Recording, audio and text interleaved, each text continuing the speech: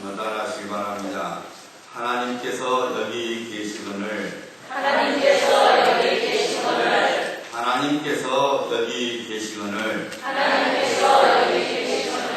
믿으십니까? 아멘. 오늘 말씀 제목입니다. 우리에겐 장발장으로 알려진 레미제라고는 1862년에 프랑스의 작가 빅토르 이구가 쓴 소설입니다. 얼마나 감동을 준 소설인지 영화, 뮤지컬, 그리고 연극 등으로 많이 만들어졌지요. 최근에도 레미제라블의 영화가 만들어져서 많은 사람들의 사랑을 받았습니다. 레미제라블은 불쌍한 사람들이라는 뜻입니다.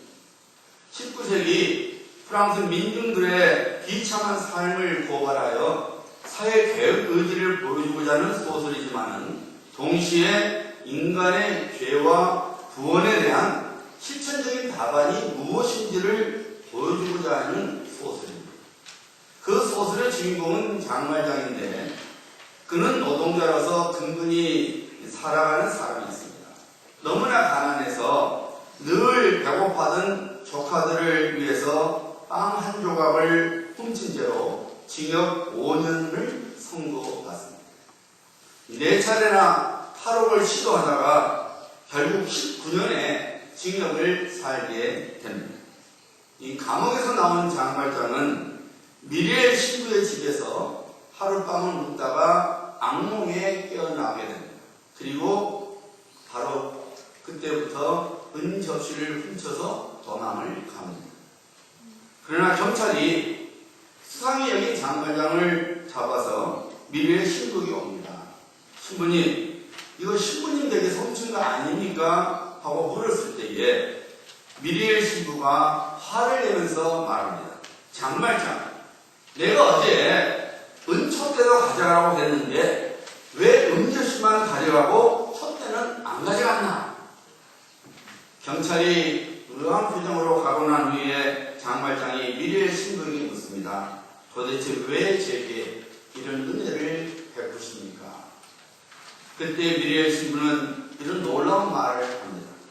내가 이 은으로 자네 영혼을 샀네. 이 은으로 자네 영혼을 사서 하나님께 되돌려 드리네.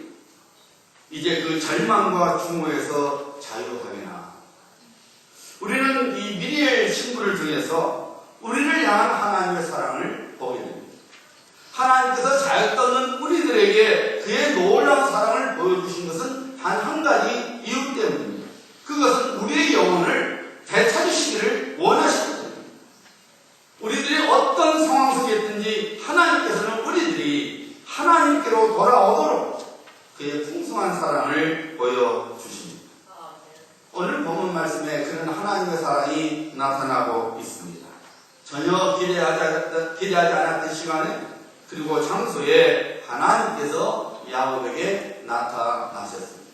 그리고 하나님의 사랑을 받을 자격이 없는 야곱에게 그의 사랑의 은혜를 보여주셨습니다. 야곱에게 나타난 하나님의 사랑을 통하여 우리를 향한 하나님의 사랑이 어떠한지 이 아침에 살펴보고자 합니다. 먼저 야곱의 인생을 살펴봅니다. 여러분이 잘 아신 대로 야곱은 죽 한 그릇으로 형 예수로부터 장자의 명분을 샀지요. 어머니 리브가와 짜서 아버지 이삭을 속여서 이삭으로부터 축복을 몽땅 받았습니다. 야곱은 그가 얻고자 하는 것들을 다 얻었습니다. 하지만 그는 부당한 방법을 얻었죠.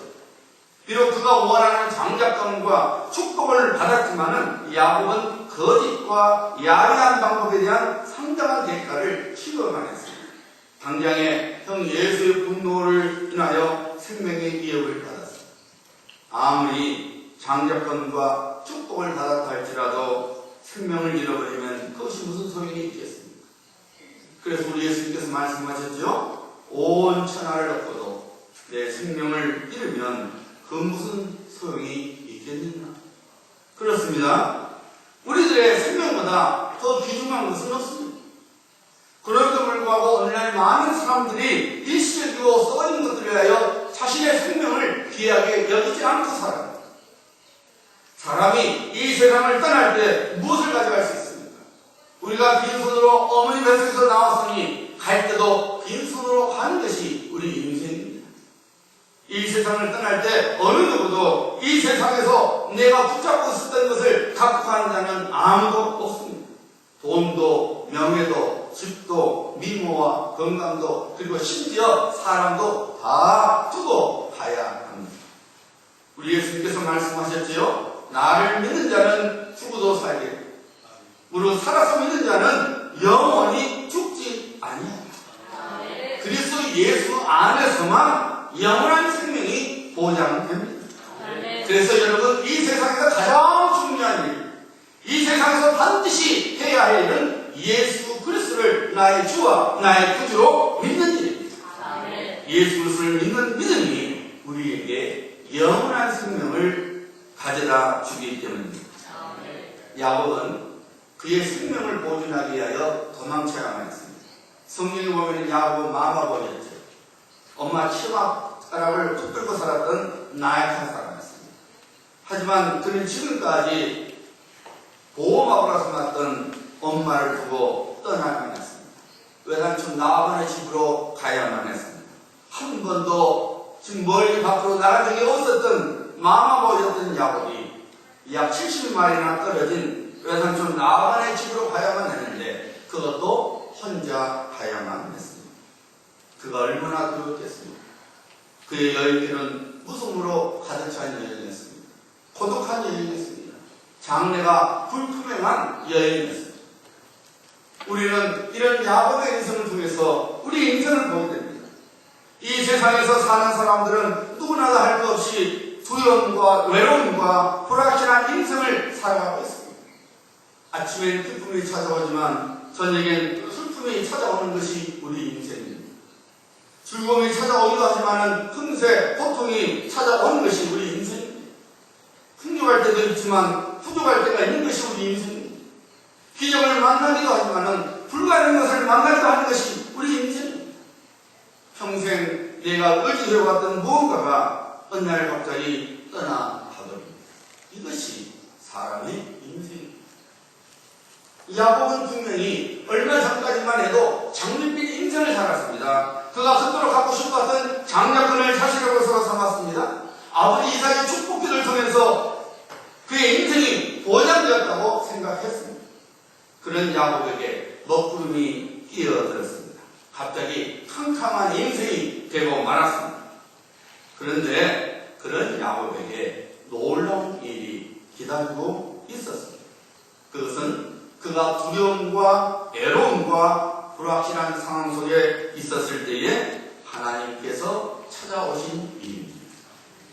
그가 아무것도 없는 거친 광야에서 돌베개를 하고 잠을 자는데 하나님께서 찾아와 주셨습니다. 그리고 복을 선포해 주셨습니다. 그 복의 내용이 오늘 본 말씀 13절부터 15절 말씀입니다. 다시 한번 볼까요?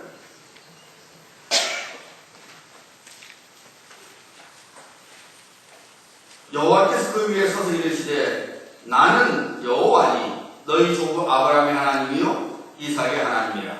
너가 누워있는 땅을 내가 너와 내 자손에게 주리니 내 자손이 땅에 티끌같이 되어 내가 서쪽과 동쪽과 북쪽과 남쪽으로 뻗어나갈지며 땅의 모든 족속이 너와 내 자손으로 말미암아 복을 받으리라. 내가 너와 함께 있어 너가 어디로 가든지 너를 지키며 너를 이끌어 이 땅으로 돌아오게 할지라. 내가 너에게 허락한 것을 다 이루기까지 너를 떠나지 아니하리라. 비록 야곱이 고난과 역경 속에 있었지만은 오히려 그것이 하나님의 은혜를 입는 통로가 되었습니다. 하나님께서 야곱에게 꿈을 통해서 당신 자신을 보여주셨습니다.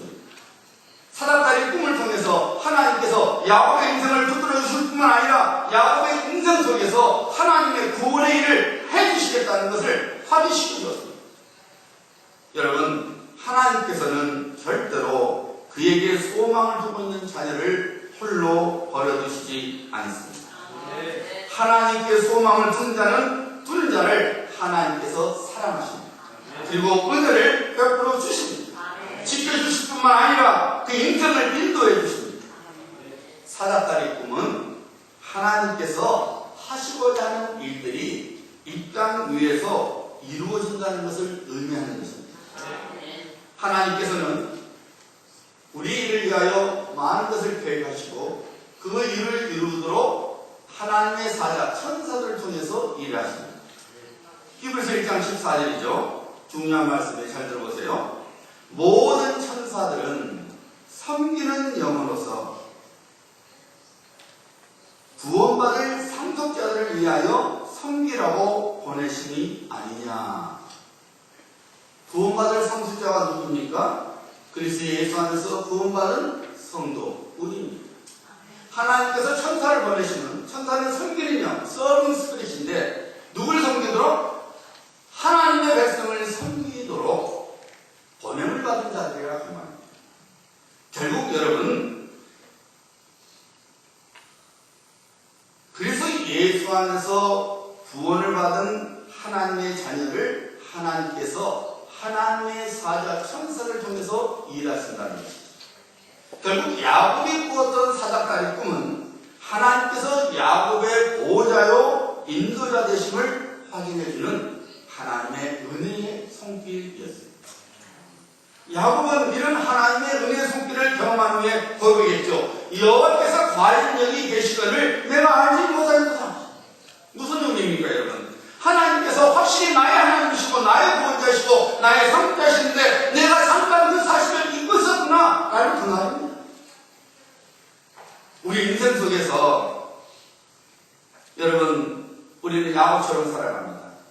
우리 눈에 보이는 환경을 인하여 우리는 하나님의 존재와 함께 하심을 잠시 잊어버립니다. 나 홀로 인생길을 걸어가는 것으로 착각을 합니다. 주위의 환경으로부터 두려움과 애로움과 실패와 장애 부족한 것 등등 때문에 우리를 향한 하나님의 사랑을 잊어버리고 살아갑니다. 하지만 오늘 아침 우리 모두는 예수님께서 말씀하셨던 것을 기억해야 합니다. 요한복음 1장 51절이죠. 진실로 진실로 너희에게 이르노니 하늘이 열리고 하나님의 사자들이 인자들 위에 오르락내리락 하는 것을 보리라. 무슨 의미입니까? 예수 그리스도께서 하나님과 우리 사이에 참 싹다리라는 것입니다. 예수 그리스도를 통해서 우리는 하나님의 공급하심과 보호하심과 인도하심을 받게 됩니다. 예수 그리스도를 통해서 하나님의 강한 은혜와 복들이 우리에게 부어집니다. 예수 그리스도를 통해서 우리는 아버지 하나님께로 나아가게 됩니다.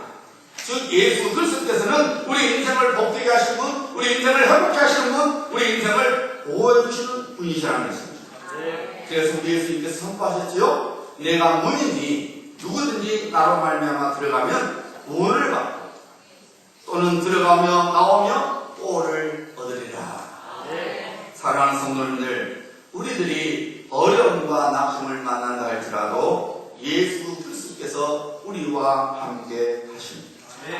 우리들이 돌베개 잠같은 어려운 환경과 처지에 있을지라도 예수 그리스도께서는 우리에게 은혜를 베푸시다 우리 인생을 아름답게 세워 주십니다.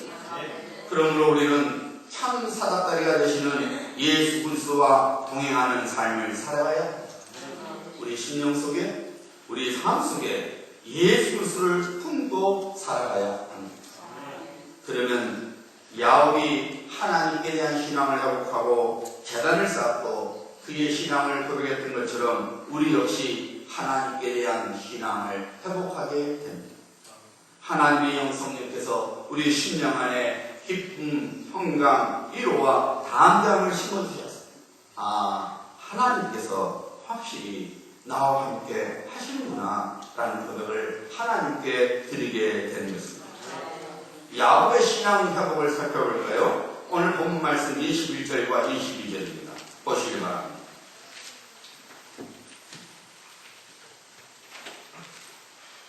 여호와께서 누구의 하나님이 되실 것이요? 나의 하나님이 되실 것이요. 내가 기둥으로 세운 이 돌이 하나님의 집이 될 것이니 하나님께서 내게 주신 모든 것에서 10분의 1을 내가 반드시 하나님께 드리겠나이다. 오늘 아침 살아계신 하나님께 예배를 드리고 있는 우리 모두가 바로 이와 같은 신앙 고백을 하나님께 드려야 합니다. 이런 성도님들 되시기를 주 예수 그리스도의 이름으로 축복합니다. 네. 그러면 여러분, 하나님의 사랑은 어떤 사랑입니까? 야곱에게 보여준 하나님의 사랑으로부터 우리 한 사람 한 사람을 향한 하나님의 사랑이 어떤 사랑인지 찾아야 합니다. 자, 첫째로 하나님은 항상 동일하셔서 그의 자녀들에게 주어진 모든 약속을 지키시는 사랑을 보여주십니다. 하나님께서 야곱에게 그는 아브라함의 하나님이요 이삭의 하나님이라고 말씀하셨습니다. 무슨 의미입니까? 우리 하나님은 동일하신 하나님이시라는 것입니다. 아브라함에게 복을 주신 하나님께서 이삭에게도 복을 주셨고, 그리고 야곱에게도 그의 약속에 따라 복을 주시겠다는 것입니다. 하나님은 늘 동일하신 분이라는 것입니다. 그 입에서 나오는 모든 약속을 반드시 이루시는 신실하신 하나님이시라는 것입니다. 네. 여러분, 우리들은 누구예요? 사도 바울이 분명히 선포하고 있죠. 우리는 영적 이스라엘이라고 말하고 있습니다. 무슨 말입니까, 여러분? 아브라함에게 선포하신 하나님의 복들이 구원받은 우리 모두에게 부어지게 된다 그 말입니다. 네. 사도 바울이 분명히 말했습니다. 육신적인 이스라엘이 이스라엘 백성이 아니라고 했습니다. 육신적으로 할례받은 것이 진정한 할례가 아니라 했습니다. 그리스도 예수 안에서 구원받는 백성이 영적으로 할례받은 백성이요 아브라함의 자손, 영적 이스라엘을 것입니다. 그러니까 하나님께서 믿음의 조상 아브라함을 통해서 약속하신 복이 누구의 것이냐면 저 땅 이스라엘 땅에 사는 것이 아니라 그리스도 예수 안에서 구원받은 우리 것이라고 합니다. 아멘. 여러분, 아브라함을 복 주신 하나님이 우리 하나님, 아멘. 이삭을 복 주신 하나님이 우리 하나님, 네. 야곱에게 복 주신 하나님이 우리 하나님이십니다. 다니엘에게 복 주신 하나님이 우리 하나님. 우리 하나님은 어제나 오늘이나 영원토록 동일하신 나의 하나님이십니다.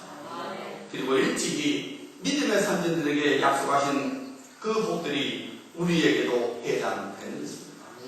그래서 우리 인생 속에서 하나님의 자녀들에게 약속된 복들이 부어지게 되는 것입니다. 네. 우리들이 어떤 상황 속에 있든지 약속을 반드시 지키시는 하나님께서 확실하게 우리와 함께 하사 그의 구원을 이루어 가십니다. 이것이 우리를 향한 하나님의 사랑입니다. 아멘. 야곱처럼 이런 하나님을 나의 하나님으로 삼고 하나님께 소망을 두고 살아가는 믿음의 사람들이 되어야 합니다. 네. 둘째로 하나님은 어떤 사랑을 우리에게 보여주시느냐? 하나님께서는 그의 자녀들인 우리가 이 땅 위에서 그가 주시는 복을 받도록 사랑하십니다. 하나님께서 야곱에게 선포하셨지요. 너가 누워있는 땅을 너와 내 자손에게 주리니. 여러분, 지금 야곱은 어떤 신세입니까? 도망자의 신세로서 낯선 땅에서 누워 자고 있었습니다. 빈손으로 남의 땅에서 겨우 잠을 청하고 있었습니다. 그런데 하나님께서는 야곱이 누워있는 땅을 복의 내용물로서 주시겠다고 말씀하셨습니다. 사랑하는 성도님들, 우리들이 늘 어려움 중에 근근히 살아가는 것이 하나님의 뜻이 절대로 아닙니다. 우리들이 빈손으로 어쩔 줄 몰라 하면서 사는 것이 하나님의 뜻이 절대로 아닙니다. 하나님께서는 그의 자녀들을 사랑하시기 때문에 그의 자녀들이 그의 복을 누리는 것을 기뻐하십니다. 신명기 7장 13절 말씀이죠. 너를 사랑하시고 복을 주사. 왜 복을 준다 했어요, 여러분? 너를 사랑하사 복을 주사. 사랑하기 때문에 복을 준다는 겁니다. 너를 번성하게 하시되 내게 주리라고 내 조상들에게 맹세하신 땅에서 내 소생에게 은혜를 베푸시며 내 토지 소산과 곡식과 포도주와 기름을 풍성하게 하시고 내 소와 양을 번식하게 하시리니. 하나님께서 하나님의 백성을 사랑하시기 때문에 복을 선포하신다는 것입니다. 풍성한 복을 주시겠다는 것입니다. 야곱이 그에게 선포하신 하나님의 약속의 말씀을 믿고 돌 기둥에 기름을 붓고 제단을 쌓았듯이 우리 역시 하나님의 약속의 말씀을 믿고 하나님을 섬기는 삶을 살아가야 합니다. 우리들이 지금 조금 덜 갖고 있다고 혹은 없다고 해서 낙심할 것이 아니라 우리에게 복 주시길 기뻐하시는 하나님을 바라보고 그를 예배하는 삶을 살아가야 합니다.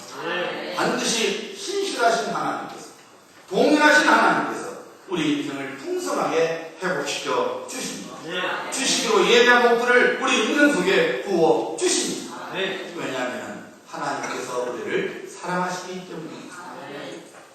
셋째로 하나님께서는 우리의 보호자시요 인도자가 되어주시는 사랑을 보여주십니다. 야곱이 형 예수의 칼날을 위해 도망을 치고 있었습니다.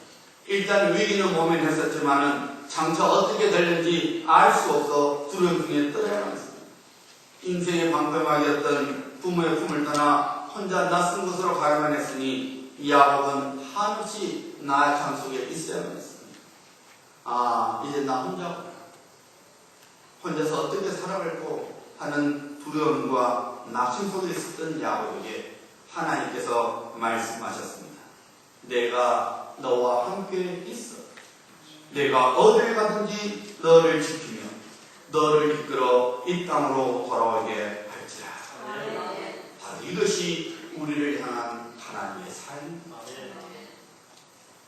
우리들의 홀로 인생길을 걸어가는 것이 아닙니다. 비록 육신의 눈으로 우리를 바라보면 우리의 장래가 불확실하고 게다가 나를 도와줄 사람이 없는 것처럼 보여도 우리 하나님께서 우리와 함께 계심을 믿어야 합니다. 찬송가 406장 2절을 한번 부르기를 원합니다. 406장 2절.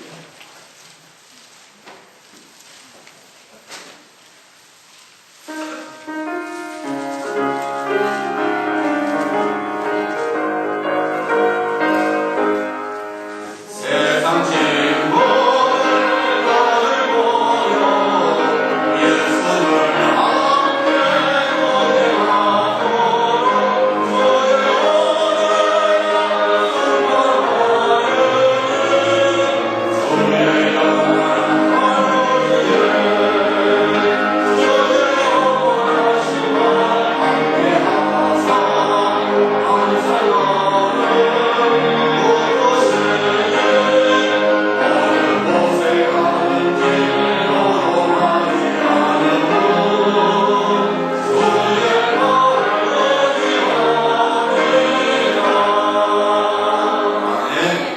세상 친구들이 혹시 나를 버려도 우리 예수님만큼은 우리와 동행해 주십니다. 우리와 동행해 주시는 예수님의 팔을 의지하고 살아가면은 이 세상에서 풍랑을 만날지라도 여동치 아니하는 인생을 살아가게 되는 것입니다. 사랑하는 성도님들, 그러므로 예수 그리스도 안에 있는 귀한 믿음을 절대로 놓치지 말아야 합니다. 아무리 눈앞이 캄캄한 상황일지라도 예수 그리스도께 소망을 품는 것을 절대로 포기하지 말아야 합니다. 한국에서 명성교회 김상환 목사님 하면은 모르는 사람이 없을 정도로 하나님 앞에서 크게 쓰임을 받고 있지요. 그 교회는 1년 내내 사부까지 수만 명이 새벽 계단을 쌌어요. 대단한 교회죠. 주일 예배가 아니라, 주일 11시 예배가 아니라 새벽 재단에 사업으로 드리는데 수만 명이 모여서 새벽 재단을 쌉니다. 대단한 교회죠. 한때 그분은 약을 살 수 있는 단돈 70원이 없었어요. 제가 지난 금요일 7돈이 하는데 70원이에요. 70원이 없어서 자기 품 안에서 첫 아들을 죽는 것을 바라보만 했어요. 단돈 70원이 없었어요.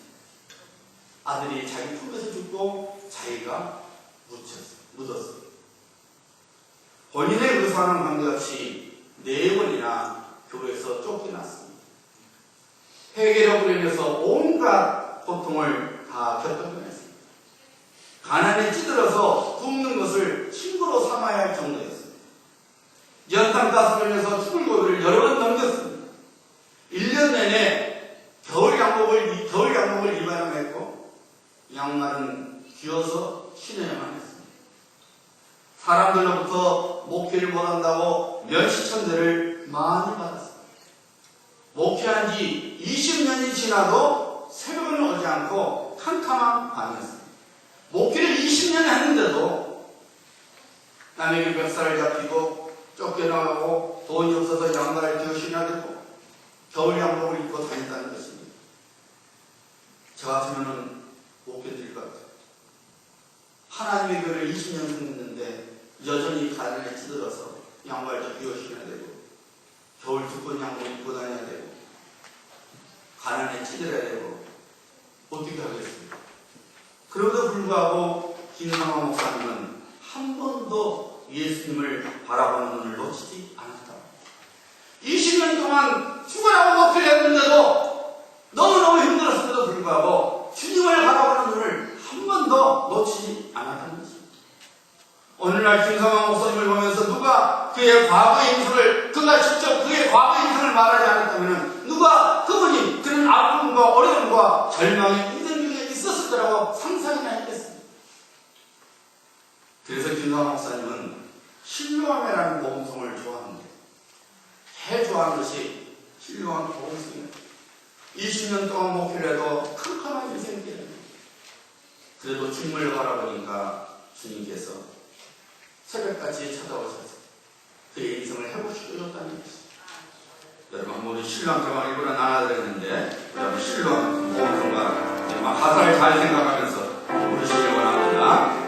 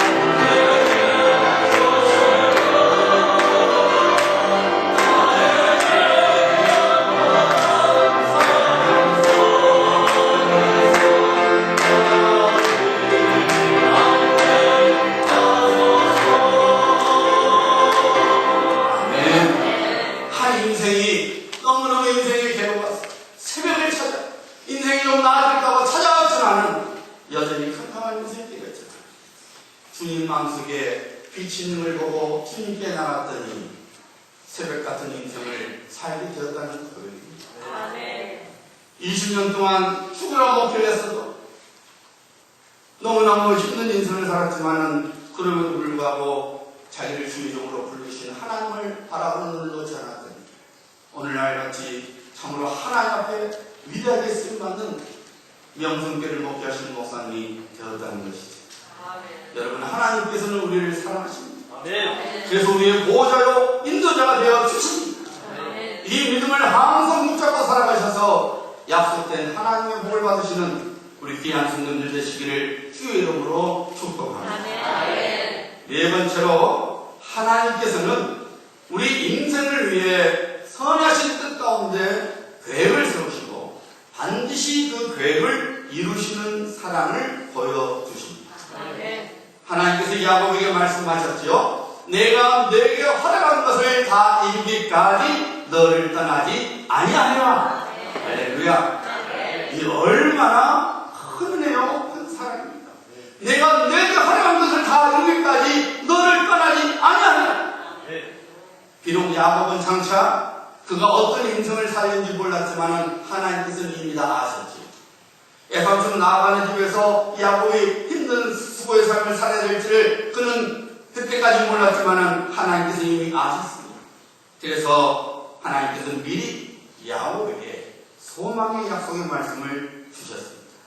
내가 너에게 하라는 것을 다 이루기까지 너를 떠나지 아니하리라. 사랑하는 성도님들, 하나님께서는 우리 모두를 위해 그의 선하심과 자비하심 가운데서 우리 인생 계획을 세워주셨습니다. 이것을 우리는 하나님의 경륜이라고 말합니다. 하나님께서 그의 경륜 가운데서 그가 하시고자 하는 일들을 반드시 이루시는 하나님입니다. 다시 말씀드리면 우리 인생에 헛되지 아니하고 아름다운 열매를 맺게 하시는 하나님이시라고 합니다. 우리는 장래에 우리들이 어떤 일을 만나게 될지, 어떤 풍랑과 파도를 만나야 되는지 전혀 알 수 없습니다. 그저 순풍 속에서 살아가기를 소원할 뿐입니다. 하지만 이미 말씀드린 대로 우리 인생은 순풍만 있는 것이 아닙니다. 좌절과 낙심과 절망과 두려움의 골짜기를 통과해야만 하는 것이 우리 인생입니다. 하지만 분명한 사실은 우리가 죽음의 골짜기를 지나간다 할지라도 우리를 향한 하나님의 계획은 반드시 구원의 열매로 맺어지게 된다는 것입니다. 우리들이 하나님께 소망을 두고 하나님을 놓치지 않으면 우리 인생을 향한 하나님의 경륜은 반드시 이루어지는 것입니다. 이것이 바로 우리를 향한 하나님의 사랑입니다. 야곱이 나중에 자기보다 한 수 위인 애당촌 라반으로 인해서 얼마나 억울한 일들과 어려움들을 경험했습니다. 불공평과 속임의 연속이었지 않았습니까? 하지만 하나님께서 야곱의 모든 억울함을 풀어주셨습니다.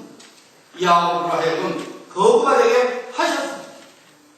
요셉의 인생이 종과 노예의 삶으로만 끝났습니까? 하나님께서 요셉을 향한 그의 경륜을 이루셨지요. 그래서 그는 애굽의 국무총리가 되었습니다. 룻이 젊은 과부로서 그리고 이삭을 죽는 가난맹이로서 그의 인생이 끝났습니까? 아닙니다. 룻을 향한 하나님의 뜻을 하나님께서 친히 이루셨습니다. 이삭을 죽는 밭에 안중이 되었을 뿐만 아니라 메시아의 가문의 한 사람이 되었습니다. 하나님께서는 그에게 소망을 두고 믿음으로 사는 자들의 인생을 반드시 복되게 하셨습니다. 그가 계획한 대로 그대로 이루셨습니다. 사랑하는 성도님들, 하나님께서는 우리를 사랑하십니다. 그래서 우리 인생이 복된 인생이 될 수 있도록 그가 약속하신 말씀대로 아름다운 인생이 되도록 하나님의 계획을 반드시 이루어 하십니다. 야곱은 하나님께서 그에게 말씀하시니 신앙 고백을 하게 되죠. 여호와께서 과연 여기 계시거늘 내가 알지 못합니다. 하나님께서 고난의 장소, 고통의 장소, 눈물의 장소, 여름의 장소, 도피의 장소, 그리고 근심의 장소에서 야곱과 함께 하셨음을 깨닫고 그는 놓을 뻔했던 하나님을 다시 붙잡습니다. 베개 같은 돌을 가져다가 기둥으로 세우고 그 위에 기름을 부었습니다. 무슨 의미입니까? 하나님께 자신을 드리는 결단을 한 것입니다. 이제부터 하나님만을 나의 하나님만으로 삼고 예배하겠다는 결단입니다.